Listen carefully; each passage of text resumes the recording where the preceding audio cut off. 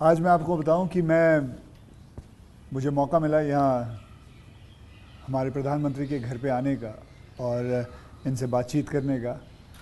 तो मैं कोई पॉलिटिकल क्वेश्चंस नहीं लाया हूँ। मुझे जानना है कि as a person, as a human being, एक इंसान के नाते हमारे जो प्रधानमंत्री हैं वो कैसे हैं, क्या खाते हैं, क्या बातचीत, मतलब उनकी पूरी दिन में जो सब चीज़ें होती हैं, मतलब पॉलिटिक को छोड़ के उसके बारे में मैं उनसे जानना चाहूँगा। तो सबसे पहले सर आपका बहुत बहुत धन्यवाद करना चाहता हूँ कि आपने मौका दिया है आपसे बात करने का। मुझे अच्छा लगा कि हम 24 घंटे राजनीति की बातों में ही उलझे रहते हैं, तो आपने हल्की फुल्की बातें और अपॉलिटिकल बातें करने के लिए इच्छा जताई है। मैं नहीं जानता हूँ दर्शकों को कितनी रुचि होगी, लेकिन ज़रूर मैं खुल कर के बातें बताना पसंद करूँगा। नहीं, बहुत लोग बहुत कुछ जानना चाहेंगे आपके बारे में, क्योंकि आपके पर्सनल मतलब जो लाइफ होती है, कि जैसे कि मैं आपको बताऊं, मेरा ड्राइवर है, उसकी बेटी, मैं उसको पूछ रहा था कि बेटे तो अगर नरेंद्र मोदी जी को, हमारे प्रधानमंत्री को कोई क्वेश्चन पूछना चाहेगी तो क्या पूछना चाहेगी? तो कमाल का सवाल उसने पूछा कि क्या हमारे प्रधानमंत्री आम खाते हैं? ये भी उसका क्वेश्चन है कि आम खाते हैं, और अगर खाते हैं तो क्या काट के खाते हैं या ऐसे गुठली के साथ खाते हैं? मतलब होता है ना, वॉश बेसिन के ऊपर खड़े होके गुठली के साथ आम खाना, उसका मजा ही कुछ और होता है। तो मैं जानना चाहूँगा कि आप आम खाते हो सर? एक तो मैं आम खाता भी हूँ और आम खाना मुझे बहुत पसंद भी है। अच्छा। और गुजरात में आम रस की परंपरा भी है। वो तो बहुत। लेकिन जब मैं छोटा था तो वैसे तो कोई आम वाम खरीदना वरीदना तो हमारे लिए कोई उस प्रकार की कोई लग्जरी हमारे फैमिली थी नहीं। लेकिन कभी खेतों में चले जाते थे तो हमारा देश का जो किसान है बड़ा उदार रहता है। कोई खेत में आकर के खाता है तो कभी रोकता नहीं है, चोरी करता है तो रोकता है। तो आम के पेड़ पर जो पकी हुई आम थे वो खाना हमें ज़रा ज़्यादा पसंद था। यानी उतारने के बाद पकाया हुआ नहीं, नेचुरल कोर्स में पका हुआ।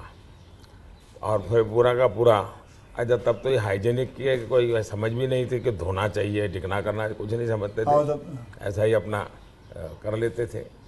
लेकिन बाद में जैसे जैसे बड़े तो कई वैरायटियों के विषय में जानने लगे, आम रस खाने की आदत लगी। लेकिन इन दोनों मुझे कंट्रोल करना पड़ता है। अच्छा, अभी फिलहाल कंट्रोल? अब फिलहाल में मुझे सोचना पड़ता है कि इतना खाऊं या ना खाऊं।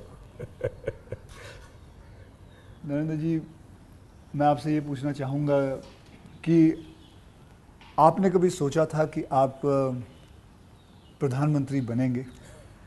कभी आपने सोचा था? और सोचा भी था तो कौन से साल में, कौन सी उम्र में आपने सोचा था कि मैं इस देश को चलाना चाहूँगा? कभी ऐसा विचार नहीं आया। अच्छा। और सामान्य लोगों के मन में बात गले नहीं उतरती है। शायद जो बन जाते हैं सबके जीवन में ऐसा होगा।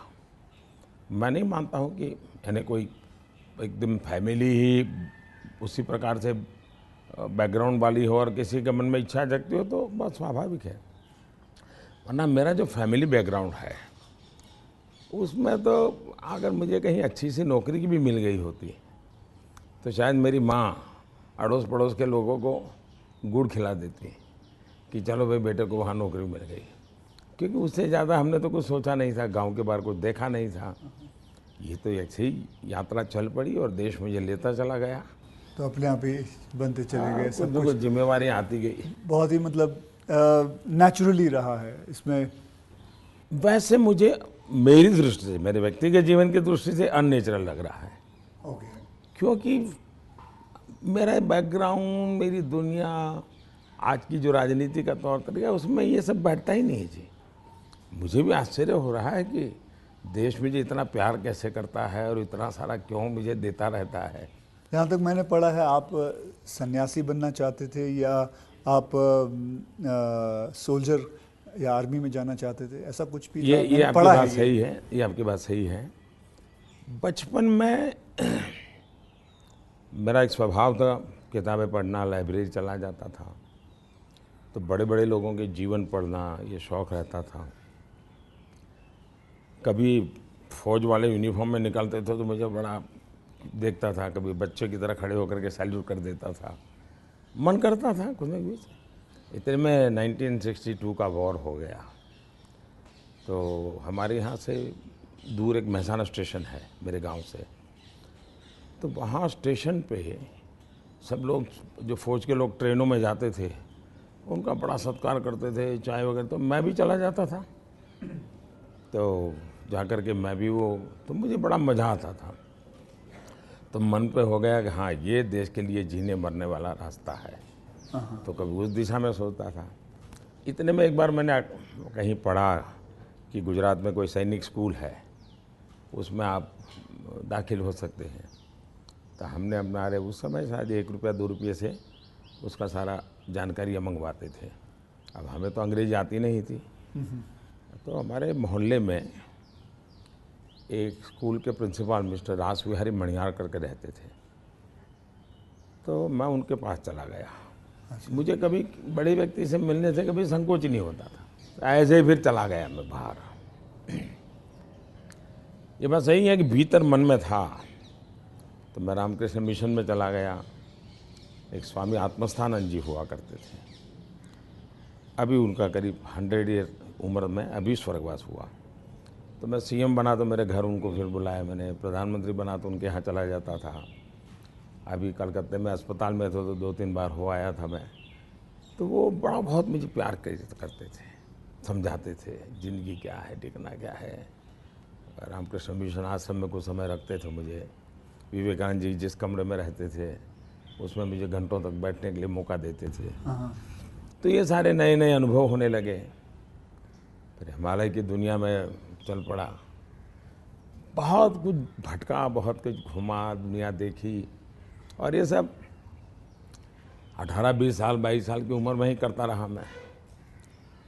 लेकिन कुछ कन्फ्यूज़न भी था, कुछ इरादे भी थे, कोई गाइडेंस भी नहीं मिल रहा था, लेकिन मन में सवाल खुद पैदा करता था, जवाब खुद ढूंढता रहता था। ऐसे भटकता भटकता भटकता यहाँ पहुँच गया। तो आपकी लाइफ को मैं अभी आपकी बात मैं सुन रहा हूँ, तो मुझे लगता है अगर आप प्रधानमंत्री नहीं होते तो जिस हिसाब से आप बता रहे हो तो सन्यासी ज़्यादा लगते थे, मतलब सन्यासी बन जाते थे अगर आप। वैसे मैं क्या बनता ये कहना अभी कठिन लग रहा है, क्योंकि जो सोचा नहीं वो बन गया। वो तो हमेशा होता है, मेरे साथ भी। मैं भी आपको अगर एक किस्सा सुनाऊंगा तो मेरे साथ भी ऐसा ही कुछ हुआ है। मैं क्या बनने वाला था, मैं एक मार्शल आर्ट का टीचर बनना चाहता था, कहाँ मैं फिल्मों में आ गया और फिल्मों में आते आते हीरो बन गया। मैं आपसे क्या, हमारे प्रधानमंत्री जी को मैं ये जानना चाहता हूँ, गुस्सा आता है? और मतलब क्योंकि देखिए सबको गुस्सा आता है, आई एम श्योर आपको भी गुस्सा आता है। अगर आता भी है तो उस गुस्से में आप क्या करते हो? वो गुस्सा निकालने के लिए किस पे निकालते हो और कैसे निकालते हो? मेरे लिए ये कभी कोई कहेगा कि मुझे गुस्सा नहीं आता है तो बहुत लोग को सरप्राइज होता है। आपको गुस्सा नहीं आता? मैं बताता हूँ। अच्छा। सरप्राइज होता है। इसलिए ये कहना कि राजी नाराजी गुस्सा ये मनुष्य के स्वभाव के हिस्से हैं। अच्छा। जिंदगी उसके बिना हो नहीं, हर प्रकार की चीज़ें हर के अंदर होती हैं। लेकिन जो मेरा 18-22 साल की ज़िंदगी का जो एक बड़ा तबका था, वहाँ जो मेरी ट्रेनिंग हुई उसमें ऐसी बातें थी जिन लोगों से सीखता था कि आपके जीवन में स्वभाव में ईश्वर ने सब दिया है, अब आपको तय करना है कि जो अच्छी चीज़ है उसको बल देते हुए कैसे बढ़ना। तो फिर ये चीज़ें हैं जो नेगेटिविटी लाती है वो रुकती है। मैं कह सकता हूँ कि मैं इतने लंबे समय तक मुख्यमंत्री रहा, इतने समय तक प्रधानमंत्री रहा, लेकिन चपरासी से लेकर के प्रिंसिपल सेक्रेटरी तक मुझे कभी गुस्सा व्यक्त करने का अवसर नहीं आया, कभी नहीं आया। लेकिन मैं आपको बताऊं, बाहर जो आपकी छवि है वो एक बहुत ही स्ट्रिक्ट एडमिनिस्ट्रेटर के नाम पे है। स्ट्रिक्ट अलग चीज़ है। हाँ। मैं स्ट्रिक्ट हूँ, डिसिप्लिन हूँ, लेकिन मैं किसी को नीचा दिखा करके अपमानित करके काम नहीं करता। मैं उसको प्रेरित करता हूँ। कभी कोई चीज़ है तो मैं खुद हेल्पिंग हैंड के रूप में खड़ा हो जाता हूँ। मान लीजिए कोई कोई ड्राफ्ट लेकर के आया, तो एक तो तरीका होता है भाई क्या ले आए हो, दूसरा होता है वाह ऐसा करें ना, ये अपन करें तो कैसा रहेगा, आपको क्या लगता है ये करें तो कैसा होगा। तो क्या होता है मेरी 10 मिनट पहले ही इन्वेस्ट हो जाती है, लेकिन वो मुझे समझ पाता है। तो अगली बार जब वो आता है तो मुझे मेरा समय ही नहीं जाता, वो मेरी कल्पना के अनुसार चीज़ लेकर के आ जाता है। तो एक प्रकार से मैं कोई लेके आता है तो उसमें से सीखता भी हूँ और सिखाता भी हूँ, और मैं अपनी टीम बनाता चल जाता हूँ। तो मेरे प्रेशर हैं, स्ट्रेस हैं, वो नीचे नीचे नीचे डिवाइड होते चले जाते हैं। तो मेरे पास कुछ बचता ही नहीं है। तो मतलब आपको इतना गुस्सा नहीं आता? मैं अंदर तो होता होगा, मैं व्यक्त तो करने से अपने आप को बहुत रोक लेते हो? होता क्या है जी, कभी मान लो एक मीटिंग में आपने गुस्सा कर दिया तो मीटिंग का एजेंडा वगैरह सब छूट जाता है। हर एक के मन पे वो 2-3 मिनट की समय रहता है, वही छाया रहता है, वो बहुत नुकसान करता है जी। तो मैं जैसे मुझे गुस्सा आता है तो मैं आपको बताऊं, गुस्सा एक निकालना बहुत अच्छी बात है। मैं छोटा मुँह और बड़ी बात, मैं आपसे बहुत छोटा हूं, और मैं कहूँगा कि आप है ना गुस्से को जो है अंदर ना रखें, उसे निकालें। जैसे मैं निकालता हूँ, क्या करता हूँ, एक बॉक्सिंग बैग घर पे रखा हुआ है, जितना हो सकता है सुबह 4:30-5 बजे मार लेता हूँ और अपना गुस्सा निकाल लेता हूँ, और फिर थक हार के बस, या कभी समुद्र किनारे चला जाता हूँ और जोर से चीखता हूँ, कोई भी नहीं होता है। नहीं, इसके लिए एक अलग तरीका है। अच्छा। मन की स्थिति के लिए। ओके। एक तो होता है चेहरे पर, बॉडी पे गुस्सा आना और शब्दों में व्यक्त होना। दूसरा होता है आपके इमोशंस को। मैं एक अपने अंदर एक चीज़ डेवलप की थी, ऐसी कोई घटना है जो मुझे पसंद नहीं आई है और मेरा मन करता है कि ऐसा क्यों हुआ। कभी होता था मेरे साथ ऐसा क्यों हुआ, कभी होता था मैंने ऐसा क्यों किया, मुझे ऐसा नहीं करना चाहिए था। और कभी ईगो बीच में आता है तो मैं व्यक्त भी नहीं करता हूँ भाई आई एम सॉरी, मेरे से ये गलती हो गई, मनुष्य है। तो मैं क्या करता था, अकेला कागज़ लेकर के बैठता था, उस सारी घटना का वर्णन लिखता था, कैसे हुआ, क्या हुआ और मैंने क्या किया, क्यों किया, खुद ही। और उसमें जस्टिफाई करने की कोशिश नहीं करता था। फिर उसको मैं फाड़ करके फेंक देता था, पढ़ता भी नहीं था दोबारा। फिर भी मेरा मन शांत नहीं होता था, पूरी कथा दोबारा लिखता था, 3 पेज, 4 पेज, 5 पेज, उसमें उस सारे घटनाक्रम को डाल के पूरे पेपर पे रख देता, फिर से एक बार जीवंत कर देता था। हाँ। इससे क्या होता था कि वो चीज़ें मेरी जो इमोशंस है उस कागज़ के अंदर आकर के फिर वो जल जाती थी। तो मैं एक प्रकार से फिर उस प्रक्रिया के दरमियान जो पहले मुझे सच लगता था कि मैं सच हूँ, 2-3 बार लिखने के बाद मुझे लगता है नहीं ये गलत है, मैं सच नहीं था, मैं ही गलत था। अच्छा। ये मैं आइडेंटिफाई कर लेता हूँ उसमें से। तो मतलब ये आपका तरीका है? हाँ। ये आप लेकिन अब वो नहीं रहा, इतना समय नहीं है। अच्छा। यानी मैंने अपने आप को ट्रेन उस प्रकार से किया था। से इतना बड़ा आपका घर है, जैसे मैं अपने घर पे अपनी माँ के साथ रहता हूँ, आपका मन करता है सर आपकी माँ, आपके भाई, आपके सारे जितने भी रिश्तेदार हैं आपके साथ घर पे रहें?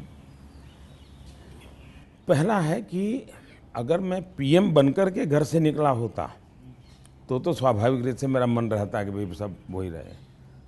मैं एक ज़िंदगी की बहुत छोटी आयु में सब कुछ छोड़ चुका हूँ, बहुत छोटी आयु में।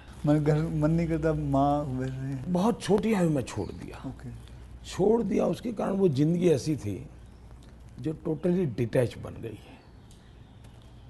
और इसलिए जिसको कहे लगाव, मोह, माया, क्योंकि मेरी वो जो ज़िंदगी में जो घर छोड़ करके निकल गया था, वो जो ट्रेनिंग हुई वो उस प्रकार की हुई, और उसके कारण एक अवस्था के बाद छोड़ना है तो मुश्किल जाता है। उस समय जब छोड़ा तब तकलीफ हुई होगी, लेकिन अब ज़िंदगी वो बन गई। लेकिन फिर भी कभी माँ को बुला लिया था मैंने, कुछ दिन उनके साथ बिताए थे। अच्छा। मैंने, पर फिर भी जैसे मेरी माँ मुझे कहता है भाई तुम मेरे पीछे क्यों समय खराब करते हो, और मैं यहाँ क्या करूँगी तुम्हारे साथ रह के।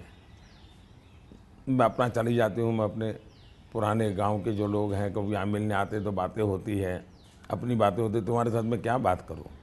तो स्वाभाविक है किसी का मन मेरे साथ नहीं लगेगा।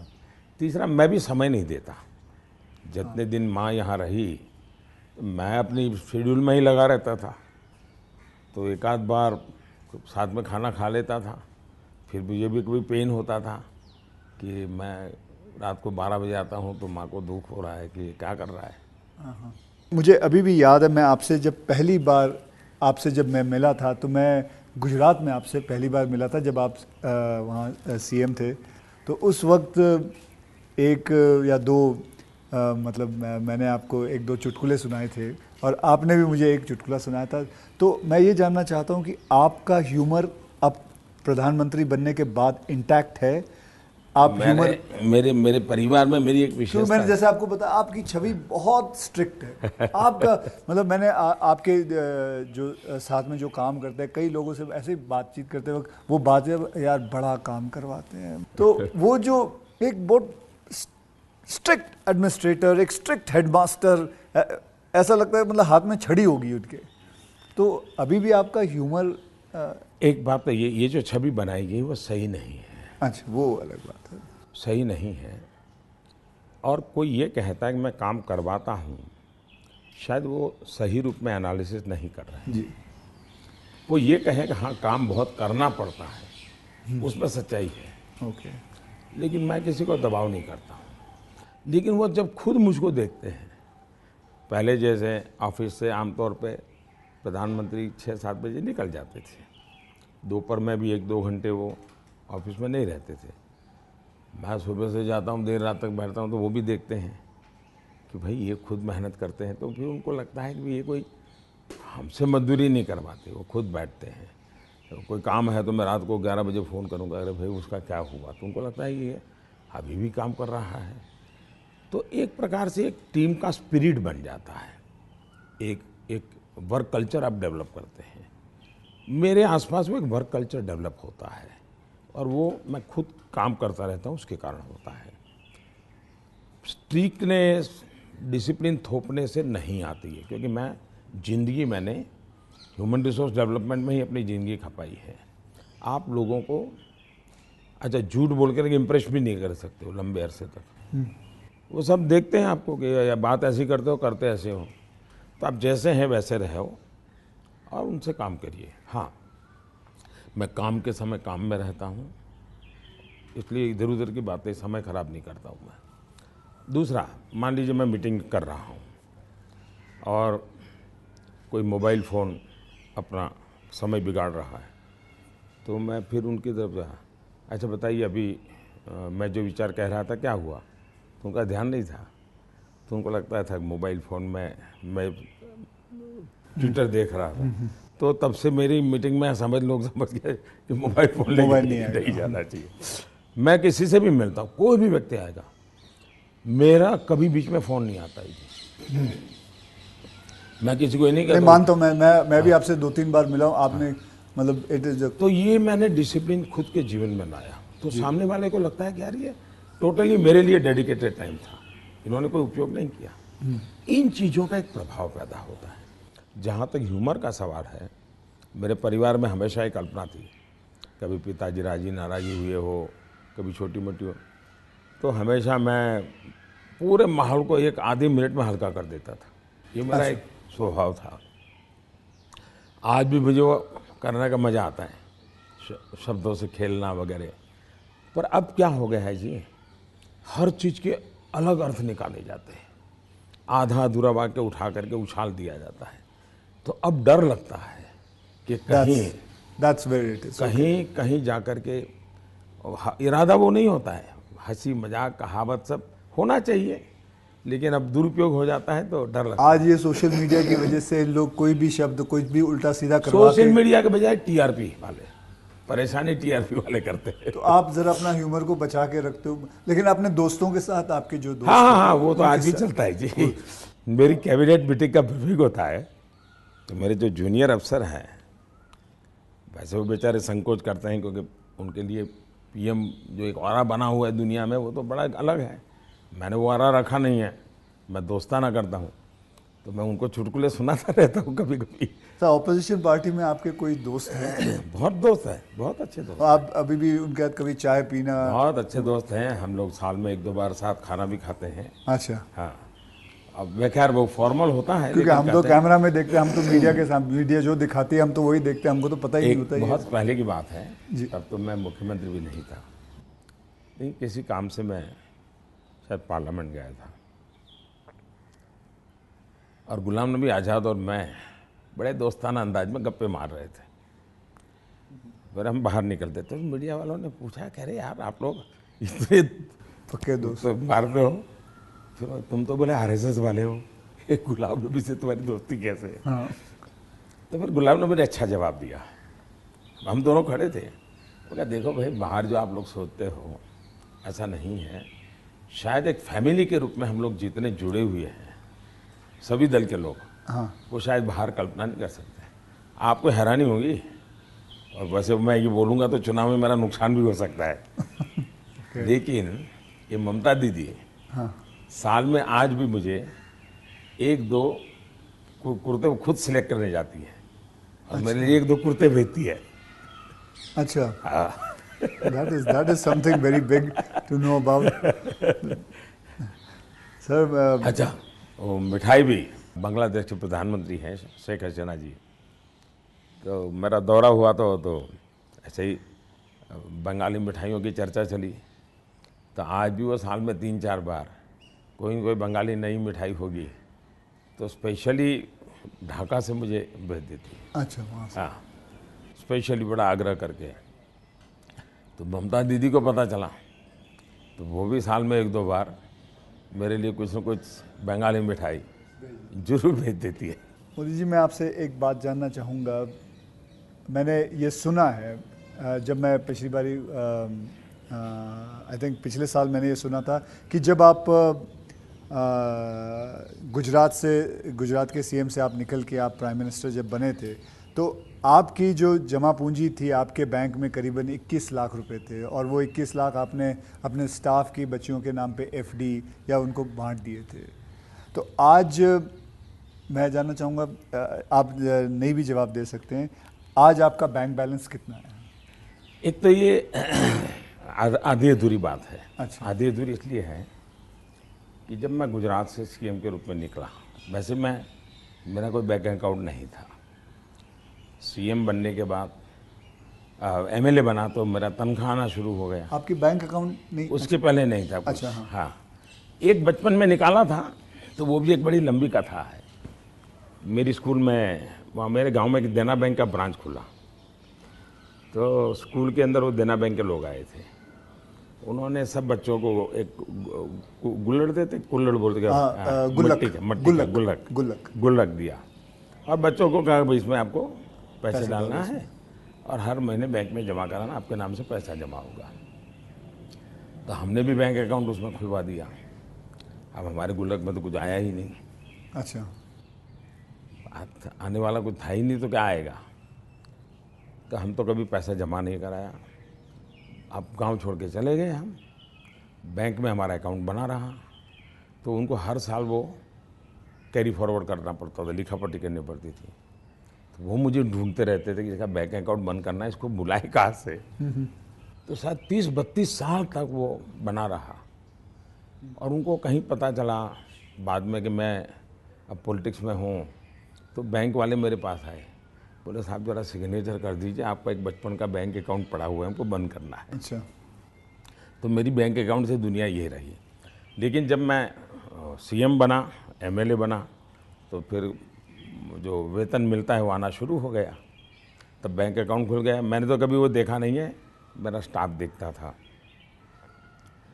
जब मैं निकला वहाँ से, तो मैंने हमारे अफसरों को बुलाया, मैंने कहा भाई ये मेरा तो है नहीं, मैं ले जाके क्या करूँगा, मुझे तो कोई उपयोग है नहीं, तो मैं ये दे देना चाहता हूँ। तो उन्होंने कहा कि भाई ऐसा मत कीजिए। मैंने कहा भाई मैं करूँगा क्या इसलिए जा कर के। तो खैर अफसर लोग मेरी इज्जत करते थे, तो ज़्यादा बहस नहीं की, चले गए। शाम को एक सीनियर अफसर को लेकर के आए मिलने के लिए। फिर उन सब ने तीन लोग थे, ये समझाया कि बोले देखो मोदी जी, ठीक है आपको ज़रूरत नहीं पड़े, लेकिन आपके ऊपर इतने कोर्ट केसेस चल रहे हैं गुजरात में, वकील भी इतने महंगे होंगे हैं, आपको कभी न कभी पैसों की ज़रूरत पड़ेगी। अब पद पर तो कब रहोगे, कितना रहोगे आप, और बाद में बोले कोई नहीं देगा आपको। तो हमारी प्रार्थना है कि ऐसा मत कीजिए। तो मैंने कहा क्या करूं? बोले ठीक है, आपकी इच्छा है तो कुछ हिस्सा दीजिए। तो उसमें से मैंने फिर 21 लाख रुपया दिया। अच्छा, उसमें से हाँ, ओके। मेरे अपने जेब से दे दिया। और मैंने कहा कि ये जो हमारा सेक्रेटरीट है उसमें जो ड्राइवर है, हाँ, प्यून है, उनकी खास करके बच्चियाँ, उनको ये शिक्षा दीक्षा के लिए खर्च करना। अभी वो फाउंडेशन शायद बनाया हुआ है गुजरात सरकार ने, और उसमें से वो मदद कर भी रहे हैं। फिर वहाँ मुझे सरकार की तरफ से एमएलए को एक प्लॉट मिलता है, ओके। पैसों से मिलता है लेकिन कम खर्चे में। हाँ। वो प्लॉट मिला तो मैंने पार्टी को कहा भाई ये ले लो आप, मैं आपको दे देना चाहता हूँ, मुझे कुछ चाहिए नहीं। तो मेरी वो प्रक्रिया चल रही थी। फिर पता चला कि वो मामला तो कहीं सुप्रीम कोर्ट में लटका पड़ा है, शायद वो ज़मीन किसी को दे नहीं सकते, इस प्रकार का कुछ है। वो मुझे पूरा याद मालूम नहीं, क्योंकि मैं इस चीज़ों में रुचि नहीं लेता। लेकिन जब भी वो क्लियर हो जाएगा तो मैंने वो भी पार्टी को देना तय किया हुआ है। साहब सच में गुजराती है ना, क्योंकि गुजराती जो होते हैं वो पैसों के लिए बहुत सही रहते हैं।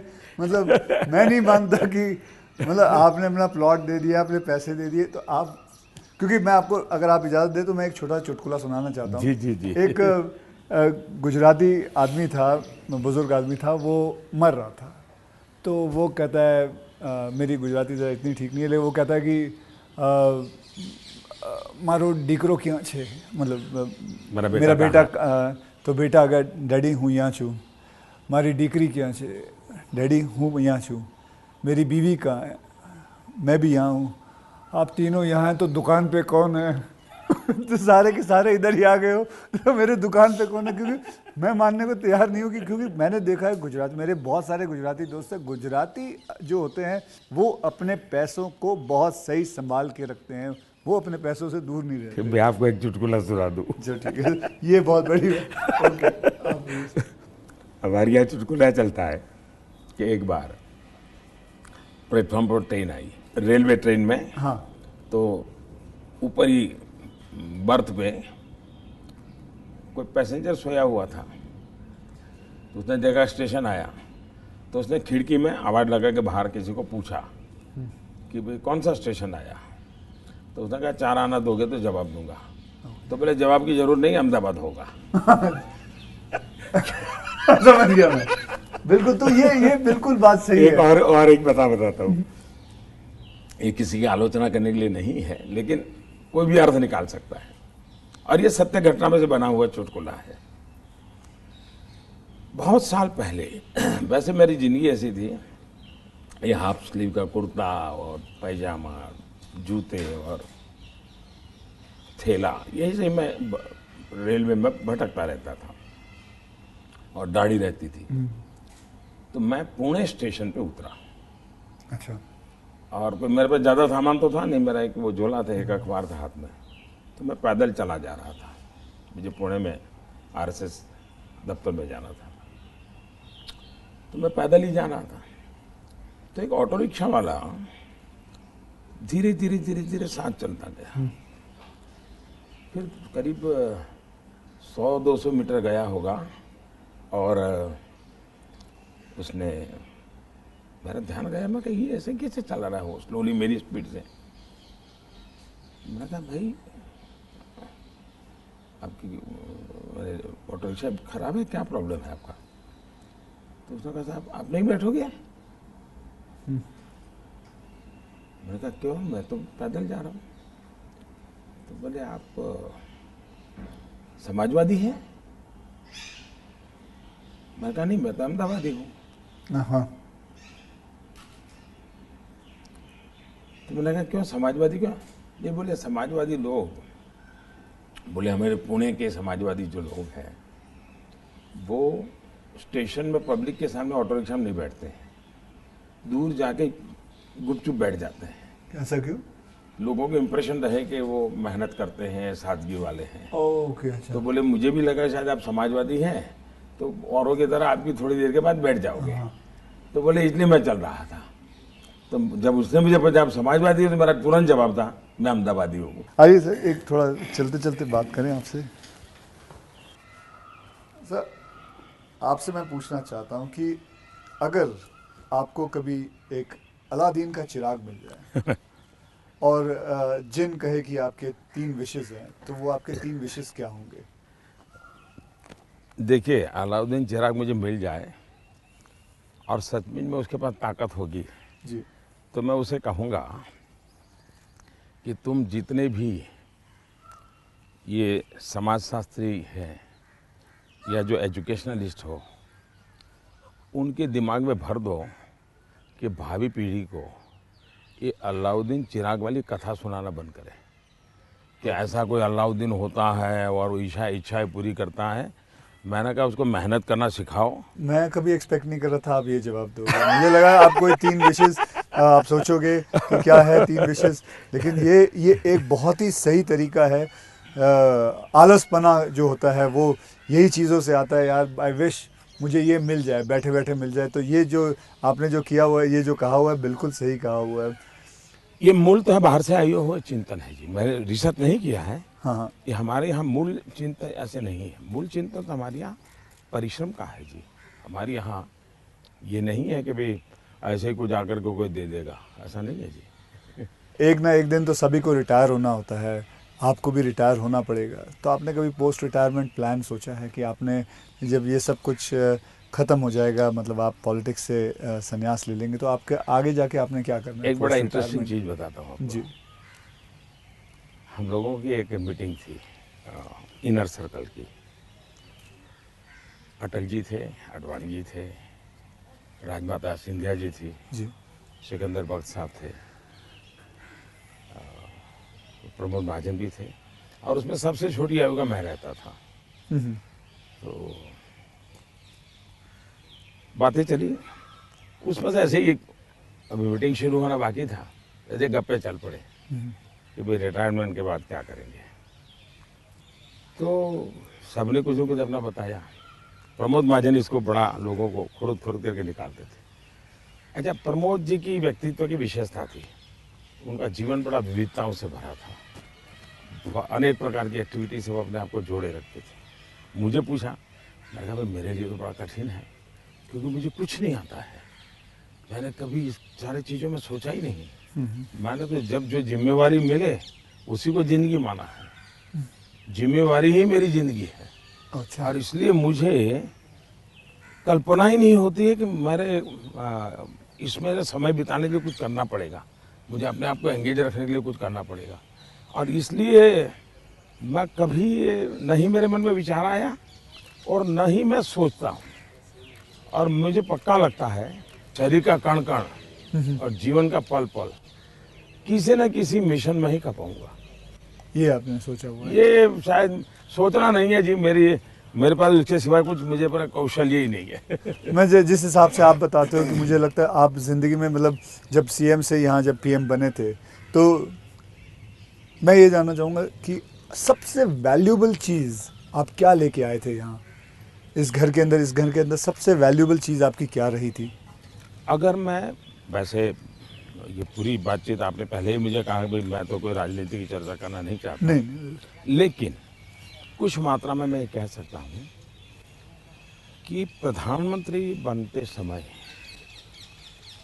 शायद और प्रधानमंत्रियों को ये बेनिफिट नहीं मिला है जो मुझे मिला है। देश में इतने प्रधानमंत्री हो गए जी।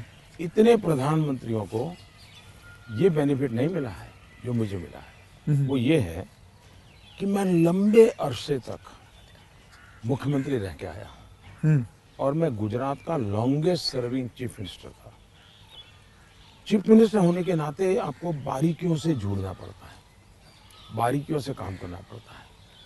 आपको इश्यू आपके सामने सीधे आते हैं, सॉल्यूशन आपको सीधा करना पड़ता है।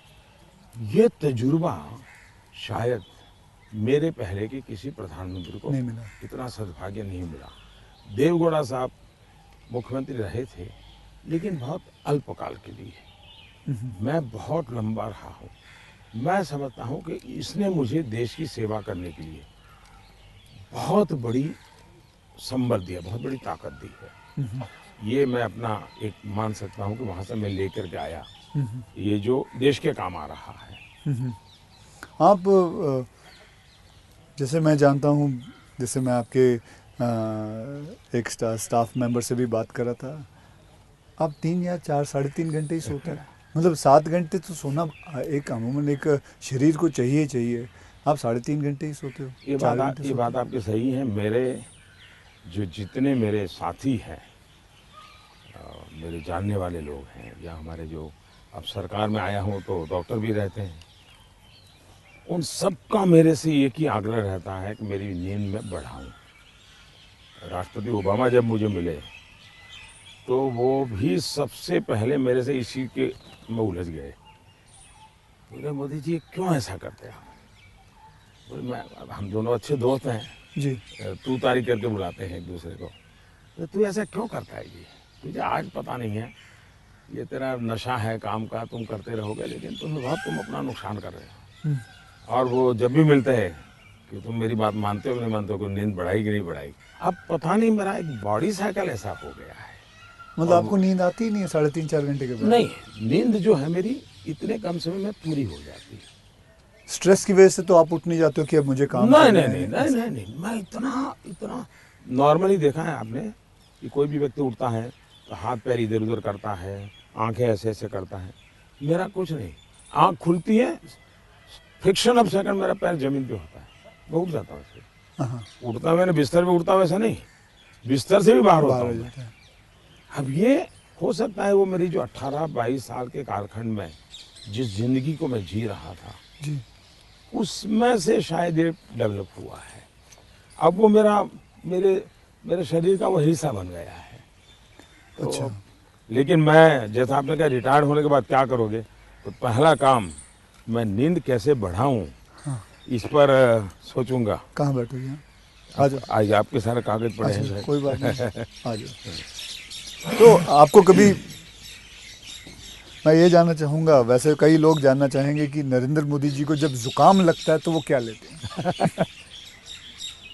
आप हैरान होंगे, मैं बहुत ही, फिर वही कहूँगा, मैं ऐसी कठिन जिंदगी जी करके आया हूँ। तो डॉक्टर क्या होता है, ये महंगी दवाइयाँ क्या होती हैं, सोफिस्टिकेटेड क्या होता है, वो सब आप आयुर्वेदिक पे बहुत विश्वास करते मैं हैं? बताता हूँ। आयुर्वेद के बजाय कैसी जिंदगी है।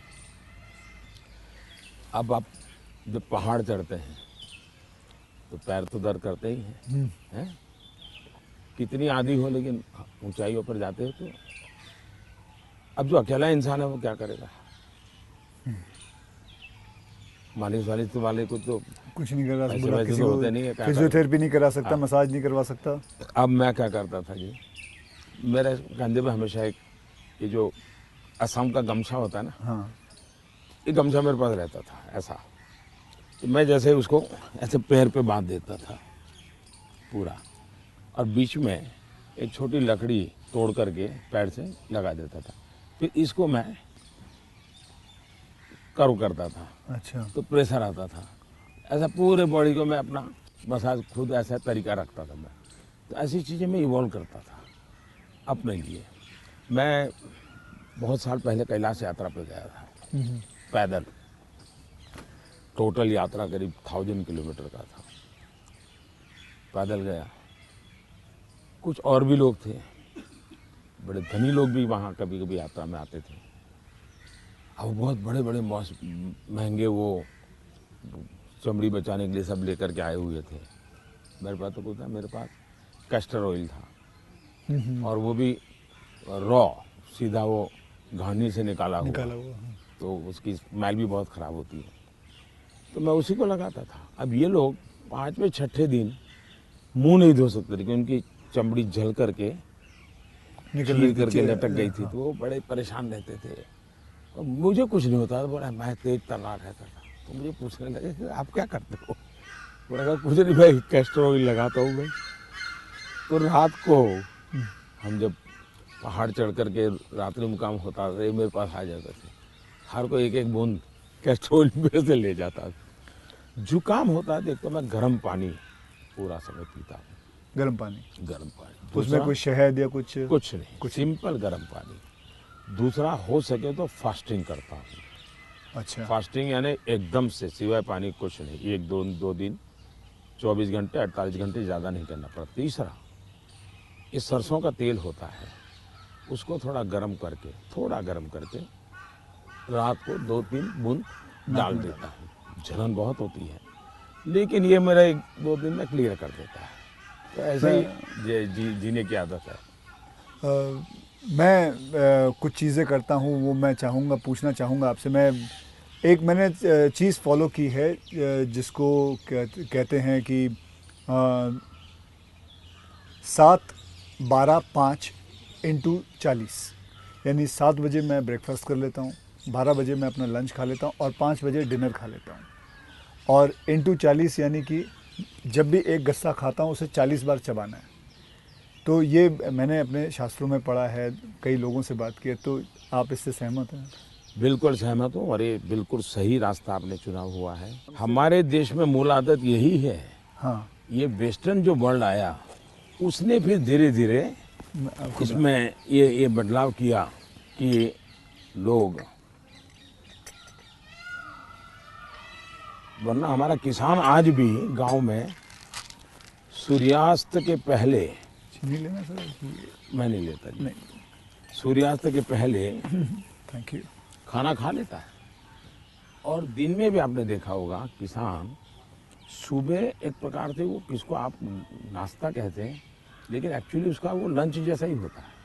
हाँ, वो काफ़ी मात्रा में बड़े बड़े रोटी और सब्जी या चटनी कुछ लेकर के खेत चला जाता है। दिन में थोड़ा सा लेकर के उसकी पत्नी सर पे कुछ रख करके जाती है। वो पूरा भोजन नहीं होता है, हाँ, हाँ। थोड़ा होता है। ये आज भी हमारे देश में परंपरा है ये। आपका एक फैशन स्टेटमेंट बहुत बढ़िया है, मतलब दाढ़ी वाड़ी एकदम सही किया हुआ। और मतलब कभी कभी मैं देखता हूँ आप हाफ स्लीव कुर्ता पहनते हैं, ज़्यादा करके हाफ स्लीव कुर्ता पहनते हैं। तो ये जो फैशन, ये जो है, ये जो आपकी जो शेविंग और ये सब, क्या ये मतलब फैशन जो है ये आपने खुद ने किया है या आपने किसी को? आपने बहुत अच्छा सवाल पूछा। जैसे मैं बहुत स्ट्रीक हूँ, गुस्सा करता हूँ, ये जो एक छवि बनाई गई है, वैसे दूसरी छवि मेरे इन कपड़ों की दुनिया को लेकर के बनाई गई है। दरअसल क्या है, मैं छोटी बैग में मेरी ज़िंदगी थी और मैं ट्रैवलिंग करता रहता था। जी, आपने बताया झोले में। और तो मैं देखता था कि एक तो मैं कपड़े खुद धोता था। सीएम बना तब तक मैं कपड़े खुद धोया हूँ। ओके। कभी मैंने कपड़े, तो फिर मैंने कैसे सोचा कि लंबी बाहें रखता हूँ तो मुझे इतना ज़्यादा धोना पड़ता है। दूसरा मेरे बैग में वो जगह ज़्यादा लेता है, तो मैंने खुद नहीं काट दिया था। अच्छा, वो जगह ज़्यादा लेता है इसलिए आपने इसको मैंने काट दिया था। ओके। अब वो बात वो फैशन बढ़ गया जी। ये बात सही है कि मैं ढंग से रहना, ये मेरी प्रकृति थी। शायद एक कारण ये भी था कि गरीबी के कारण कभी कभी इन्फीरियरिटी फील होती थी लोगों के बीच में। तो उसको ओवरकम करने के लिए शायद साइकोलॉजी पढ़ी होगी बचपन में, ऐसा मुझे लगता है। तो मैं क्या करता था, अब हमारे घर में वो प्रेस करने के लिए तो कुछ था नहीं, तो मैं ये बर्तन का जो लोटा रहता है उसमें कोयला भर देता था, गर्म कोयला, और उसी से कपड़ों को प्रेस करता था और पहन के जाता था। लेकिन जूते नहीं थे। तो मेरे एक मामा एक दिन आए घर पे, तो पता नहीं उनका मन कर गया, तो उन्होंने मेरे लिए जूते ला दिए। तो एक कैनवास के सफ़ेद जूते हैं ना जी, हाँ, छोटे से, शायद उस समय तो 8-10 रुपये मिलते होंगे, वो ले आए। तो मैंने देखा थोड़े दिन में तो वो गंदे होना शुरू हो गए। तो मैं क्या करता था, क्लासरूम में सब बच्चे चले जाते थे, मैं रुका रहता था, और टीचर जो ब्लैक बोर्ड पे लिखता है ना, तो बाद में जो छोटा चॉपस्टिक का टुकड़ा रह जाता है वो ऐसे ही फेंक देता है।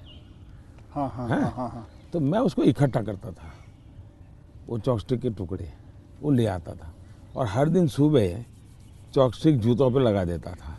हाँ हाँ हाँ, मैं समझ गया। और डेली ये मैंने कई बार आपसे मिला हूँ, आप घड़ी जो है हाँ।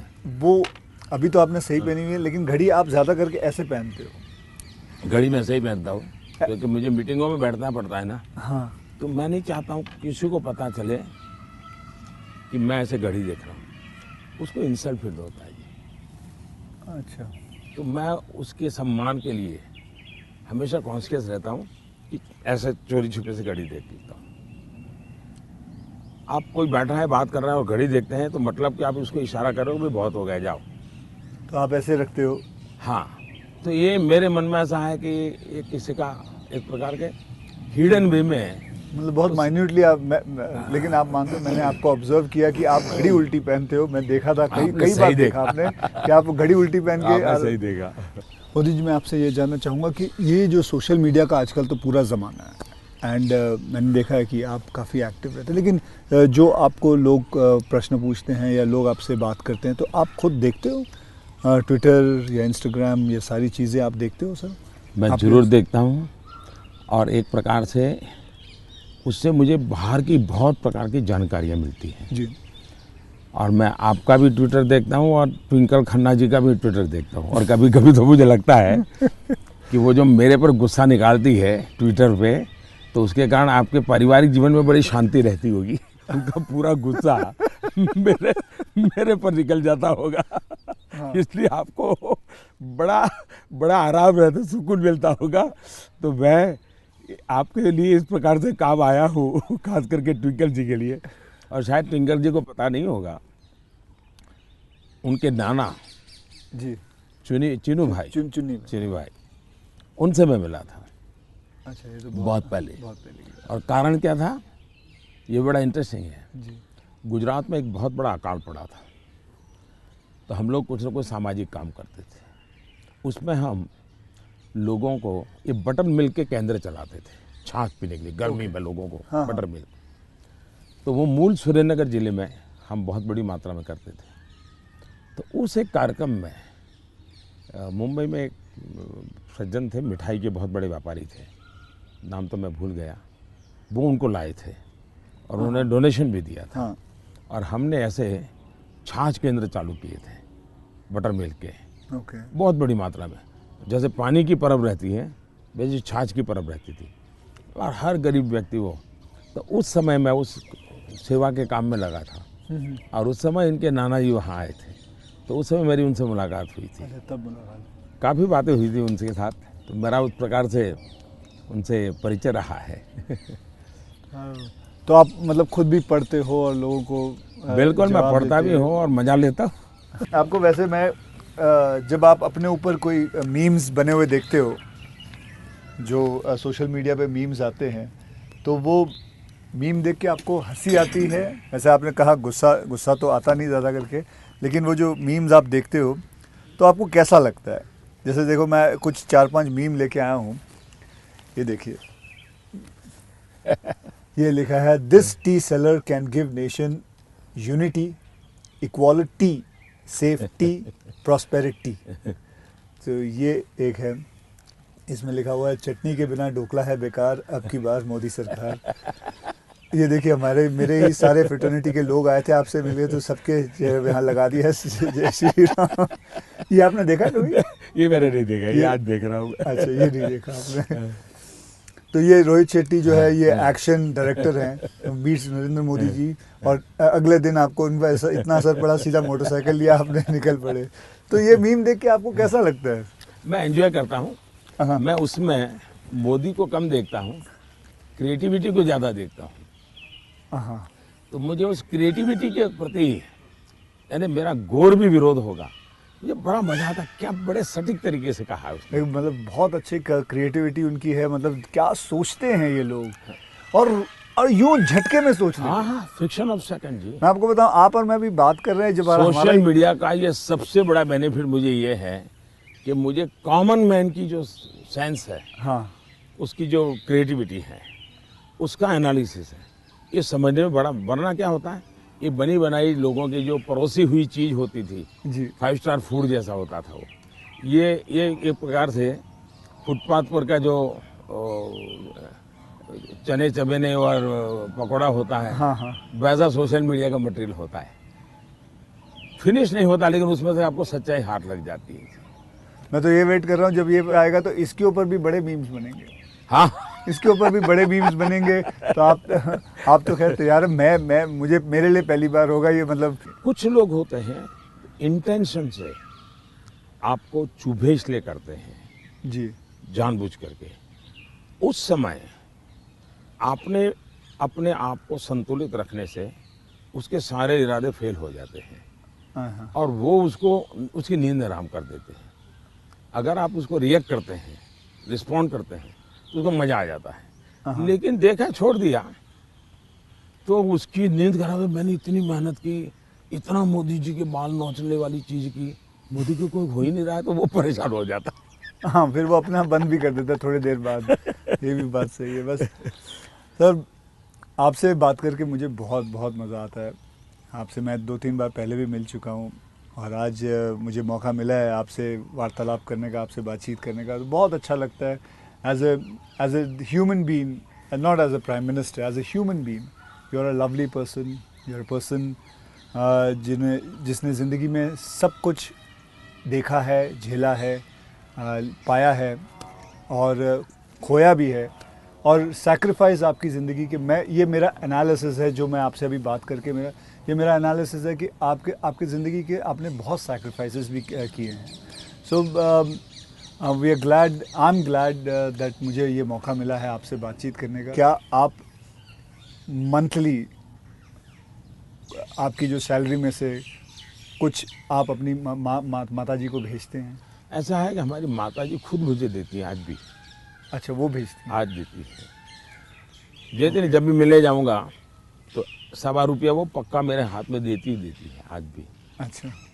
और वो हमसे कभी अपेक्षा नहीं करती, कभी अपेक्षा नहीं करती, उनको ज़रूरत भी नहीं है। दूसरा, शायद मैं एक ऐसा मुख्यमंत्री भी रहा और एक ऐसा प्रधानमंत्री रहा हूँ, मेरे परिवार पर का कोई खर्चा सरकार पर नहीं है, वरना बाकियों को परिवार का मेडिकल हेल्प मिलता है सब, मेरे परिवार कुछ लेता नहीं, कुछ नहीं लेता है। मैंने, हाँ, ये बात है, बिल्कुल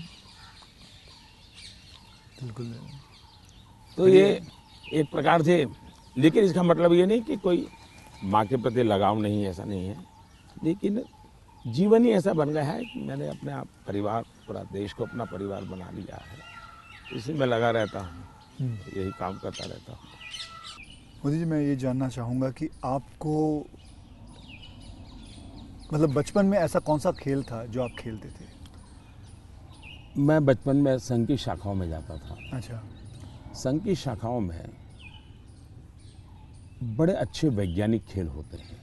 अच्छा। बड़े वैज्ञानिक, जिसमें टीम स्पिरिट आए, जिसमें जैसे एक खेल होता है, ये सब सर्कल में बैठते हैं, फिर जो हमारा लीडर होता है वो पूछता है कि आपकी राइट साइड पे जो बैठा है उसकी एक क्वालिटी बताओ। ओके। अब है तो खेल, लेकिन आपको उसके कारण कॉन्शियसनेस आता है कि हाँ भाई दूसरे के गुणों को देखना चाहिए। अब खेलते खेलते ही डेवलपमेंट होता है इंसान का, और इसलिए मुझे बचपन में संघ की शाखाओं में खेलों के द्वारा टीम स्पिरिट क्या होती है, रिस्पॉन्सिबिलिटी शेयर करना क्या होता है, ये खेल है संघ में, बहुत बढ़िया खेल है। वो परंपरागत खेल है, कोई संघ वालों ने ढूंढे ऐसा मैं नहीं कह रहा हूँ, ये बहुत बहुत काम आते हैं। दूसरा, मैं योगा से ज़्यादा जुड़ गया, फिजिकल एक्टिविटी के रूप में कहे तो, लेकिन मैं इंडिविजुअल खेल के बजाय ग्रुप वाले खेल को हमेशा पसंद करता रहा, क्योंकि वो एक प्रकार से आपके व्यक्तित्व को अलग से डेवलप करते हैं।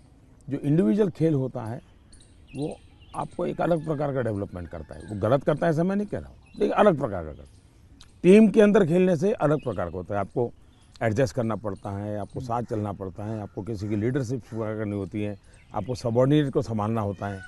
तो ज़िंदगी जीने के लिए ग्रुप वाले गेम्स खेलने चाहिए। ओके। इंडिविजुअल कितना ही हम बड़े चल जाएं, लेकिन ग्रुप वाले खेल जरूर खेलना चाहिए, ये मेरा मत रहता है। जी, आपने कभी गुल्ली डंडा खेला है? बिल्कुल खेलता था गुल्ली गाँव डंडा में। खेलते? हाँ हमारे यहाँ गांव में खेलते थे, फिर कंचे खेलते थे। हाँ, लेकिन ज़्यादातर मैं तैरने के लिए चला जाता था, मुझे पानी पसंद था, अच्छा। तो तैरने के लिए चला जाता था। दो कारण थे, एक तो मेरे परिवार के सारे कपड़े मैं धोता था, परिवार के सभी सदस्यों के। अच्छा।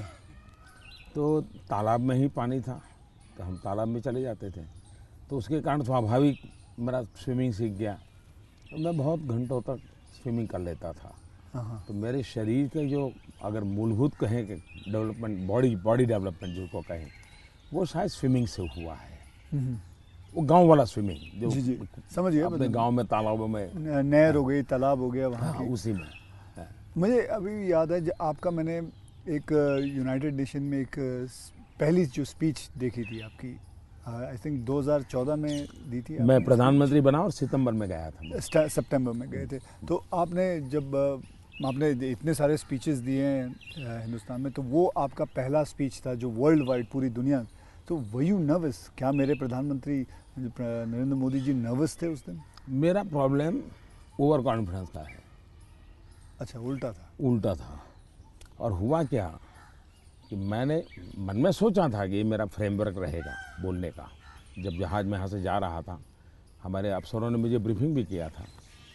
जब मैं अमेरिका पहुँचा तो हमारी फॉरेन मिनिस्टर सुषमा जी, उनकी मीटिंगें ज़्यादा होती थी, तो उनको पहले जाना पड़ता है, तो पहले गई हुई थी। तो पहुँचने के बाद ही मेरा कोई दूसरे दिन कार्यक्रम था, तो मेरा नेचर है, मैं होटल से उतरता हूँ तो पहले मीटिंग ही कर लेता हूँ। तो ब्रीफिंग के लिए सब बैठे थे, तो सुषमा जी ने पूछा कि साहब आपका भाषण वगैरह, मैंने कहा कर लेंगे, क्या है। तो वो अड़ गई। उन्होंने बड़ा आग्रह नहीं कि बोले साहब ऐसा नहीं चल सकता। अच्छा, अफसर लोग बोल नहीं पाते थे मुझसे, किसी ने मुझे कहा भी नहीं था। बोले यहाँ एक्सटेम्पो भाषण नहीं करना चाहिए, बोले लिखित स्पीच होना चाहिए। मैंने कहा मैं तो न किसी को लिखने के लिए कहा है, न मैंने लिखा है, मैं तो हर जगह वैसे ही करता हूँ। खैर काफ़ी दिन हमारी आधा घंटा तक बहस होती रही, लेकिन उन्होंने बिल्कुल पकड़ कर रखा, नहीं साहब इसमें आपकी नहीं चलेगी, आपको मानना पड़ेगा। तो मैंने कहा क्या करेंगे ये? तो मैंने कहा मैं अपना बता देता हूँ मुझे क्या बोलना है। तो मैंने वहीं पर उस दिन मैंने कहा इसके आधार पर आप बना दीजिए। फिर वो स्पीच तैयार हुई। अब मुझे स्पीच प्रॉब्लम नहीं था, पढ़ना ही प्रॉब्लम था। मतलब पढ़ना यानी पढ़ कर के बोलना, वो मैंने कभी आपको देखा मुझे नहीं। बहुत दिक्कत होती है जी, बहुत दिक्कत होती है। मेरा थॉट प्रोसेस इतना तेज चलता है। तो मेरा वो पहला भाषण जो है, हाँ, वो पढ़ कर के मैं किया हुआ हूँ, यानी एक्चुअली पढ़ रहा हूँ मैं। आपने देखा होगा मेरे हाथ में कागज है। तो ये अच्छा, सबसे पहले मुझे नेपाल प्रधानमंत्री बनने के बाद तो वहाँ भी मैं एक्सटेम्पो बोल दिया था, और वो भाषण आज भी मशहूर है जी। आज भी मशहूर है भाषण। नेपाल में पहला भाषण था। तो एक्सटेम्पो वाला भाषण आपका हमेशा, मैंने कभी वैसे देखा नहीं तो आपको। मेरे लिए फिर वो ये इस प्रकार की जो मीटिंगें होती हैं उसमें ये बहुत आवश्यक हो गया। बाद में मुझे भी ध्यान में आया कि भाई ये देश का मसला होता है, कोई इधर उधर शब्द न चला जाए। तो फिर खैर मुझे उस डिसिप्लिन को फॉलो करना चाहिए। लेकिन मेरे पहले भाषण का मेरा अनुभव ये है। अच्छा, फिल्में देखते हैं?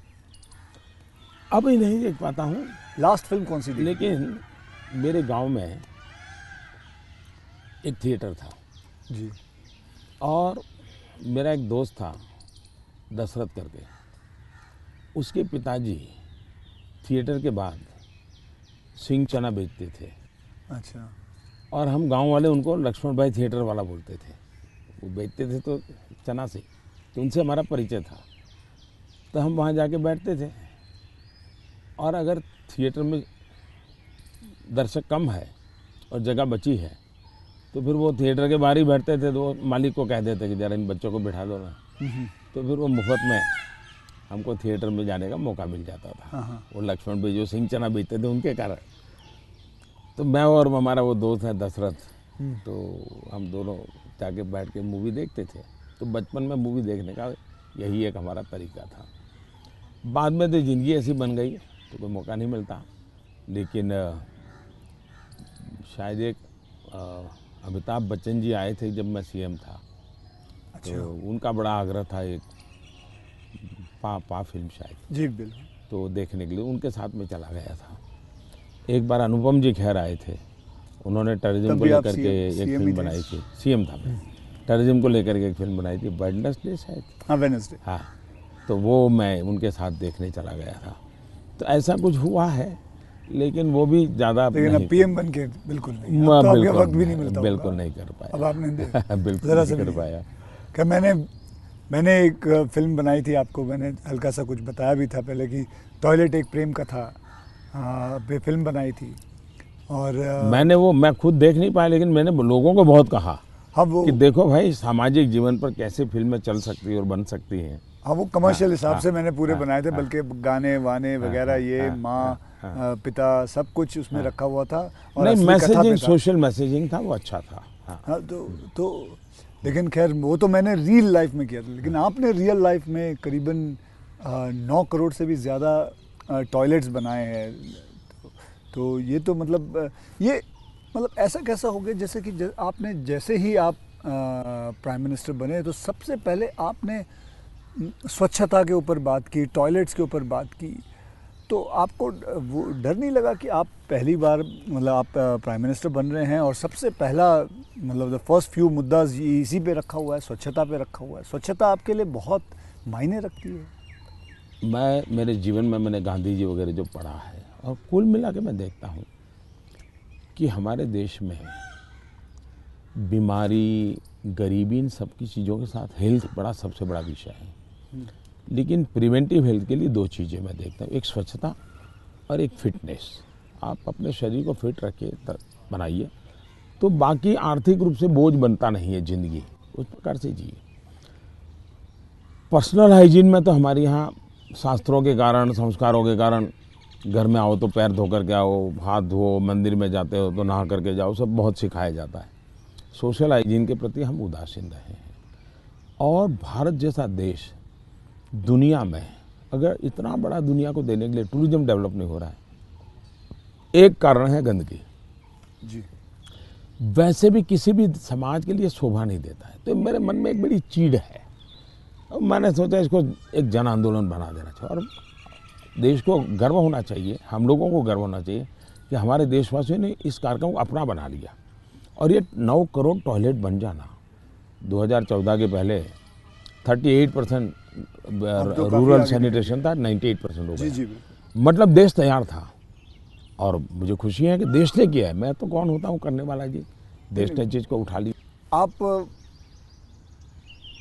एज अ प्राइम मिनिस्टर आप कभी चिल एकदम आराम करते हैं, मतलब कुछ आराम से बैठ के यूं बैठे हैं गार्डन में सोच रहे हैं, बस ऐसे ही कुछ नहीं, चिल आउट के लिए? मेरी एक आदत है, मुझे अब कर नहीं पाता हूँ, लेकिन मेरा बड़ा स्वभाव रहा है। एक तो मुझे सुबह 5 बजे चाय पीने की आदत है, बिना शक्कर। चीनी में लेता नहीं, हाँ, चीनी लेता नहीं हूँ। अच्छा, नहीं लेते? मुझे कोई प्रॉब्लम नहीं है, लेकिन आदत नहीं लेता हूँ। दूसरा, मुझे शाम को 6 बजे, दिन में किसी के साथ कटसी के लिए बैठ गया, थोड़ा ले लिया 2 घूंट, तो अलग बात है, चाय की आदत नहीं है। लेकिन शाम को 6 बजे मुझे चाय की आदत है, ऐसा लगता है मेरी बॉडी रिक्वायर कर रही है। लेकिन वो मुझे तब मज़ा आता है, मैं छत के नीचे नहीं हूँ, सीधा आसमान से मेरा संपर्क होना चाहिए, खुले में बैठा हूँ, अकेला बैठा हूँ, और वहाँ आराम से चाय पीता हूँ। ये मुझे बहुत पसंद आता है। और वो जगह कौन सी है? यहाँ भी मैं कर लेता हूँ, और मेरे ऑफिस के उसमें भी कर लेता हूँ। अच्छा। लेकिन जो साउथ ब्लॉक का ऑफिस है वहाँ संभव नहीं है। वहाँ तो एकदम से वो बंद कमरा है, लेकिन ये मेरी पसंद की जगह काम है। दूसरा, एक चीज़ मैंने बहुत की थी, और जो जैसा आपने कहा रिटायरमेंट के बाद क्या करोगे, तो उस काम को ज़्यादा करूँगा। पहले मैं रेगुलर करता था, मैं कभी दिवाली नहीं मनाता था जी। अच्छा। नहीं, मैं दिवाली में 4-5 दिन कहीं चला जाता था, और 5 दिन के लिए मेरी जो रिक्वायरमेंट रहती थी, पानी वगैरह वो साथ ले लेता था, और वो भी मैं उठा के ले जाकर उतना ही। और मैं पहले रिसर्च करके रखता था, कहीं जंगलों में कोई जहाँ इंसान न हो, लेकिन पीने के लिए शुद्ध पानी अवेलेबल हो, ऐसी जगह ढूंढता था, और वहाँ जाके मैं रहता था। कभी पेड़ के नीचे, क्या कोई खंडहर कोई मिल गया तो उसमें पड़ा रहता था। अच्छा उस समय में तो टीवी वगैरह तो थे ही नहीं, रेडियो भी मैं साथ नहीं रखता था, ना अखबार न कुछ नहीं, कागज पेन भी नहीं, किताब भी नहीं, कुछ नहीं। और 5 दिन मैं ऐसे ही अकेला रहता था, प्रकृति को देखना। एक प्रकार से मेरा वो कार्यक्रम का नाम था मैं मुझसे मिलने जाता हूँ। ओके, मैं मुझसे मिलने जाता हूँ, ऐसा ही मेरा, वो मेरी ज़िंदगी में बहुत बड़ी ताकत देने वाली चीज़ है। तो कई वर्षों तक अब नहीं कर पाता हूँ, अब तो क्या SPG वगैरह ऐसा कवर हो गया है, ज़िंदगी अलग हो जाती है, लेकिन बहुत सालों तक मैंने नहीं किया है। और मैं उससे बहुत ताकत पाता था और जो विचार आए आने देता था, किसी विचार को टिकना है तो टिकना, कुछ लिखता भी नहीं था, ऐसे ही रहता था। तो यही मेरा एक तरीका रहता था। आपका और मेरे में कॉमन यही है कि आप चाय बेचते थे और मैं जी वेटर था। दोनों के आप और मेरे में ये भी है कि हम दोनों के कोई गॉडफादर नहीं थे, हम अपनी ज़िंदगी अपने टर्म्स और कंडीशंस पे बनाई है बस। तो ये रहा है बस। जब मैं चाय बेचता था बहुत कुछ सीखने को मिला मुझे, बहुत लोगों से मिलने का मौका मिलता था, हर एक के स्वभाव को समझता था, बिना कारण जो चाय पीने वाला है गुस्सा करता था, डांट देता था। तो इन चीज़ों को सीखने में बहुत काम आया। लेकिन एक चीज़ मैंने बहुत मज़ेदार है मेरी ज़िंदगी की, मैं जब लोगों से हिंदी में बात करता हूँ तो बहुत सरप्राइज करते। मुझे हमारे सिकंदर बख्श साहब थे बीजेपी के लीडर जी, वो मुझे हमेशा कह रहे हैं, यार मोदी तू इतनी बढ़िया हिंदी कैसे बोल लेता है, तू तो बोले गुज्जू है, ये तेरा मुरारजी, वो दोस्ताना है तो बहुत बड़ी आयु के थे, बोले तेरा मुरारजी इतने साल तक यहाँ रहा लेकिन उसको हिंदी बोलना नहीं आता है, ऐसा मुझे। तो उसका कारण ये था कि मैं चाय बेचता था तो मेरे गांव में ये जो ट्रेनें तो बहुत कम आती थी, लेकिन ये जो मालगाड़ी होती है, जो माल ढोती है, वो ज़्यादा आती थी। और मुंबई में जो भैंसों का तबेले रहते हैं, उसके जो दूध बेचने वाले लोग हैं वो क्या करते हैं, दूध जब भैंस देती है तब तक मुंबई में रखते हैं, बाद में वो गांव में आके छोड़ देते हैं। वो भैंसों को लाना ले जाना एक बड़ा कारोबार चलता था। तो वो आते थे और वो बेचारे घास वास उसी में भरते थे, उसी में रहते थे और भैंसों को ले जाते थे। एक व्यक्ति आएगा तो 3-4 दिन रहना पड़ता था। हम उनको चाय चाहिए, हम चाय देते थे। उनसे बातें करते करते मैं हिंदी सीख गया। अच्छा, फिर वो क्या करते थे, अपना म्यूजिक की कुछ चीज़ें ले आते थे, तो शाम को वो चौपाइयाँ अपना भजन कीर्तन करते रहते, तो मैं कभी जाके बैठ जाता था। तो मुझे उसके कारण नॉर्थ के कल्चर से परिचय आया। तो एक प्रकार से चाय ने मुझे ये लैंग्वेज सिखा दी। तो आप ये जो सॉन्ग की बात आई, आप कभी कोई हिंदी गाना गुनगुनाते हो अकेले में? गुनगुनाना तो नहीं होता है, लेकिन मैं जब चाहता तो मेरे मन पे जो कुछ गीत है, ज्योति कलश छल के, या ये पवन वेग से उड़ने वाले घोड़े, ऐसे जो गीत थे बहुत पुराने, तो बहुत अच्छे लगते थे। आज के कोई गाने नहीं गुनगुनाते? आज तो पता ही नहीं मुझे, आज तो पता ही नहीं मुझे आपसे बात करके चलिए, देश के लोगों के लिए काम आएगा कुछ बातें नहीं ये बहुत सारी चीज़ें काम में आएंगी, इसमें बहुत सारी चीज़ें। लेकिन मुझे अच्छा ये लगा कि ये चुनावी आपाधापी तू मैमे के बीच ये भी एक कुछ पल होता है। तो जो आप पूछते हैं ना कैसे रिलैक्स होते हो, ये भी तरीका है रिलैक्स होने का। बहुत रिलीफ रहेगा।